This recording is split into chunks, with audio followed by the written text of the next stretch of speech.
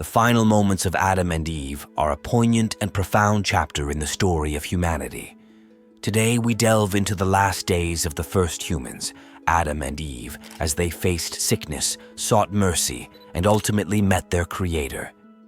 This is a tale of love, regret, and the enduring hope for redemption. Join us as we explore the day Adam and Eve died, a story that has been passed down through generations, teaching us about the origins of mankind and the profound impact of our actions. Adam lived for 930 years. His life was filled with moments of joy, sorrow, and lessons learned. As he approached the end of his life, he fell ill and knew his time was near. In his final days, he called for all his children and grandchildren to come and see him one last time. This was a significant gathering, as it marked a moment of reflection and farewell. Adam's beloved son, Seth, stood by his side. Seth, who had always been the most cherished, noticed his father's pain and asked, "Father, what is the matter with you?" Adam, through his agony, replied, "Great pain and sickness is upon me." This was a profound moment, as no one had yet died on earth except Abel, who was slain by Cain. The concept of death was still new and deeply unsettling to them.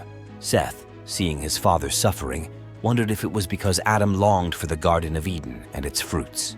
He offered to go to the gate of the garden, cast dust upon his head, and pray to God for some of the fruit to help Adam recover.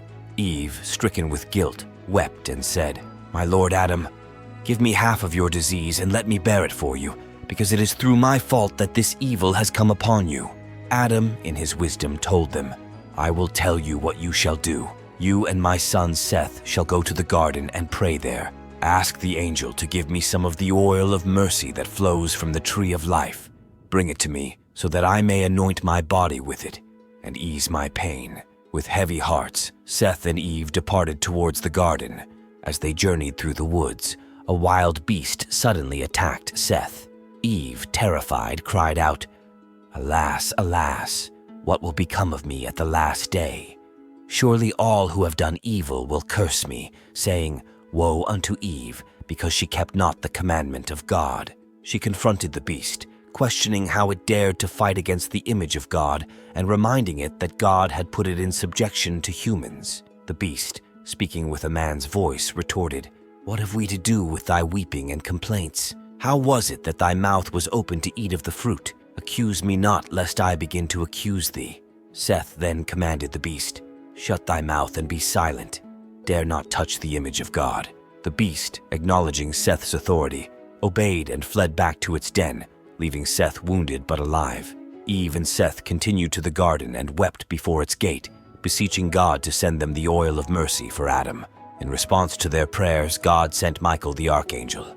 Michael said, "Seth, thou man of God, weary not thyself with making supplication for the oil of mercy, for it cannot be given to thee now. When the times are fulfilled, one shall come who will anoint thy father with that oil, and he shall rise up and return to the garden, he and all his seed. The evil heart shall be taken from them, and a new heart shall be given to understand that which is good. God shall dwell in the midst of them, and they shall be his people.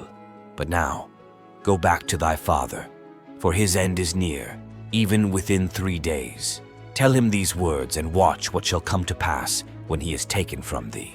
Returning to Adam, Seth and Eve conveyed Michael's message. Adam, groaning, reflected on the gravity of their situation.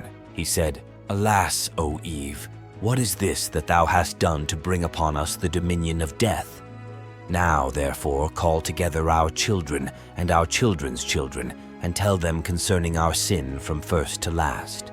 When all were assembled, Eve began to speak, recounting the entire story of their sin. She described how Satan, through the serpent, had taunted it for paying homage to Adam and Eve, who were neither as beautiful nor as wise as itself. Persuaded by Satan, the serpent allowed him to speak through its mouth. At the hour when the angels went up to heaven to worship God, the serpent slipped over the wall and found Eve by the tree of knowledge. Eve detailed the events that led to their disobedience and subsequent expulsion from the garden.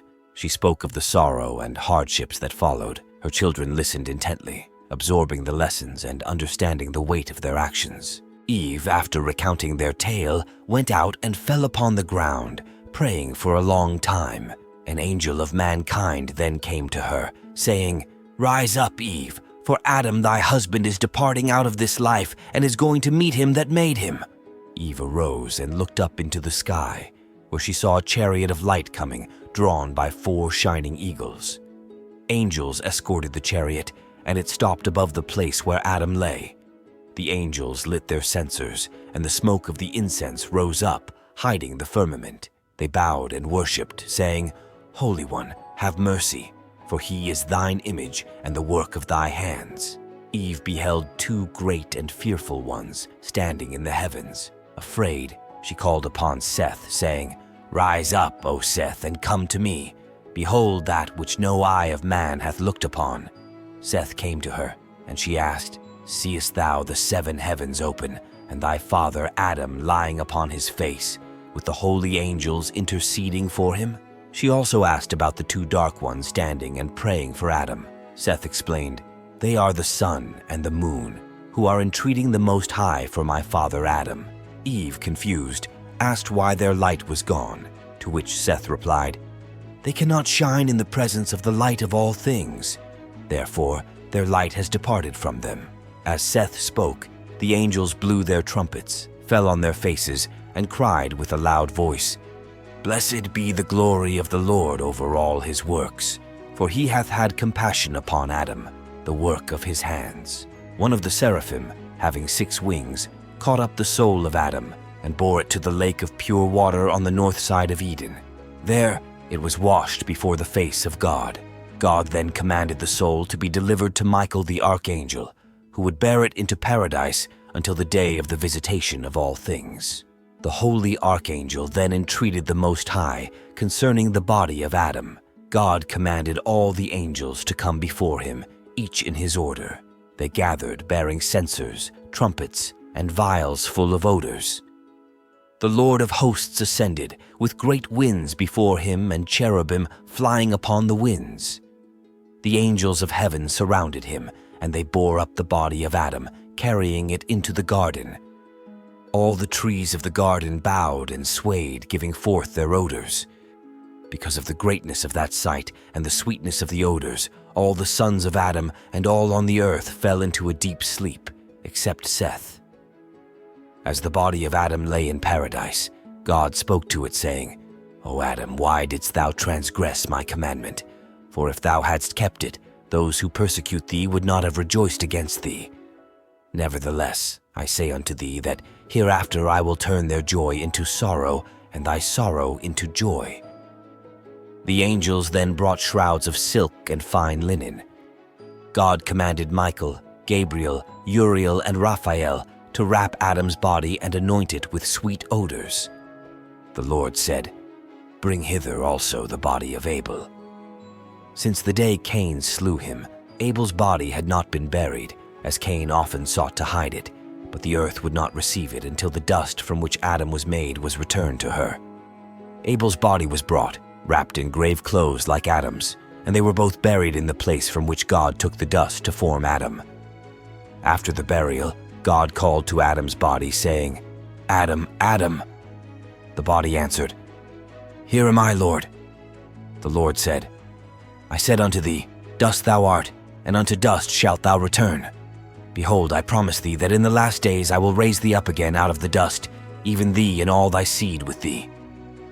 God then sealed the tomb so that no man should touch it until the fulfillment of 6 days, and the rib taken from Adam should be given back to him. Eve awoke from her sleep, troubled, not knowing what had become of Adam's body. She prayed, saying, "Lord, as thou didst make me out of the flesh of Adam, and as I was with him in the garden, and after we were cast out, I was never parted from him. So now, I beseech thee, suffer me to be buried with him, and let no man part us." On the 7th day after Adam's death, Eve continued to pray. Upon ending her prayer, she looked up to heaven, smote her breast, and said, "Lord God of all things, receive my spirit." She gave up her soul to God, and immediately the angels came, took her body, and buried it in the place where Adam and Abel lay. Eve's death marked the end of an era, the conclusion of the story of the first humans, whose lives and actions had shaped the destiny of all mankind.